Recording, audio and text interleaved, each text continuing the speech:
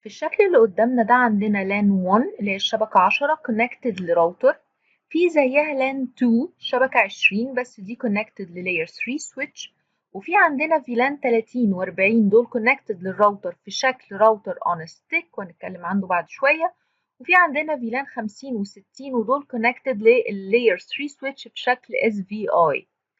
الفكرة هنا إن علشان لان 1 تكلم فيلان 30 أو 40 أو أي حاجة من التانيين هي محتاجة default gateway، محتاجة بوابة. مش هي بس، أي واحدة فيهم. يعني أي شبكة من اللي قدامنا دول يا جماعة 10 20 30 40 50 لحد 60 دول كلهم علشان يقدروا يكلموا بعض محتاجين كل واحدة فيهم يكون عندها gateway. الجيتواي ببساطة هو الاي بي اللي المفروض الجهاز يروح له علشان يكلم الناس اللي في الشبكات التانية. مكان الاي بي ده بيختلف بقى على حسب التوبولوجي بتاعتك وعلى حسب الكونفيجريشن اللي انت محتاجه في شبكتك. يعني مثلا لان 1 محتاجة جيت واي من نفس الشبكة، وعادة بالمناسبة دي الجيت واي بيكون أول اي بي في الشبكة. عادة هو ممكن يكون أي اي بي في الشبكة بس هو عادة بناخد له أو بنحجز له أول اي بي في الشبكة. فمثلا بالنسبة للان 1 المفروض ان الجيت واي بتاعها هيكون الانترفيس بتاعة الراوتر مباشرة. يعني بندخل على الانترفيس اف اي 0 على 0 بتاعة الراوتر، بنفتحها بالامر بتاع نو شوت، وبعدين بنبتدي نديها اي بي ادرس 10.1.1.1 وبكده تبقى انت عملت جيت واي للان 1 وتقدر تكلم اي شبكة تانية. بالنسبة للان 2 اللي هي الشبكة 20 هي connected للانترفيس بتاعت layer 3 switch مباشرة.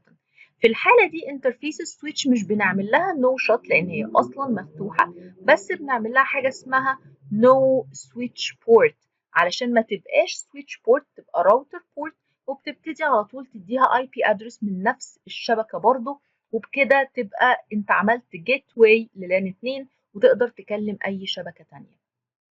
أما بالنسبة للفيلانز فأولا الفيلانز اللي هي 30 و40 اللي كونكتد للراوتر انترفيس اللي هي شغالة بمبدأ الراوتر اون ستيك.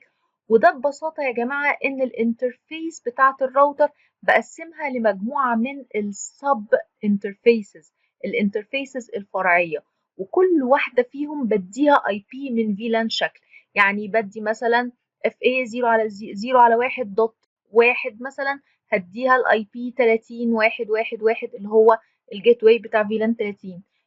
الانترفيس مثلا اف اي 0 على 1 دوت 2 هديها الاي بي 40.1.1.1 عشان تبقى جيت واي لفيلان 40، وهكذا. في الحالة دي بنسميه راوتر اون ستيك علشان زي ما انتم شايفين هو راوتر واصل مرة واحدة بس بالسويتش ايا كان عدد الفيلانز اللي هو بيخدمها.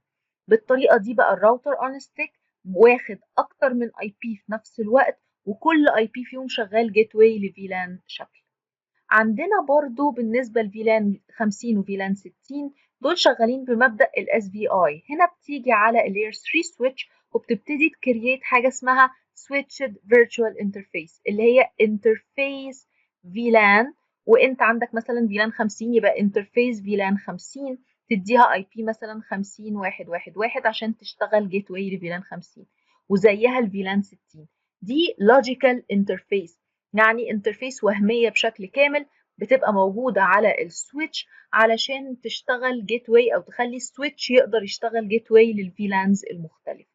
وبكده تبقى الفيلانز دي تقدر تكلم أي شبكات تانية موجودة عند أي لاير 3 سويتش أو أي راوتر مختلف. دي فكرة الجيت واي، إن المفروض أنت كده قدرت تعمل أكتر من أي بي في أماكن مختلفة كلهم ليهم نفس الهدف، وهو إنه الناس اللي في شبكات مختلفة يقدروا يكلموا بعض. حاجة شبيهة جدا برضو بالمبدأ ده موجودة في الراوتينج، إن مثلا الراوتر ده علشان يقدر يبعت داتا لشبكات موجودة عند راوتر تاني خالص المفروض إن هو بيبتدي يبعت الداتا دي للنكست هوب اي بي، لاي بي الراوتر اللي جاي واللي شغال بمبدأ قريب جدا من مبدأ الجيت واي. ففي كل الأحوال أنا محتاج بوابة موجودة عند كل شبكة علشان تقدر تعدي الداتا من البوابة دي وتروح لناس موجودة في شبكة تانية خالص. يا رب يكون الكلام ده فك أي لخبطة موجودة عندكم من فكرة الجيت واي، ويا ريت تعملوا لايك وشير كتير عشان نوصل لأكبر عدد من الناس. شكرا ليك.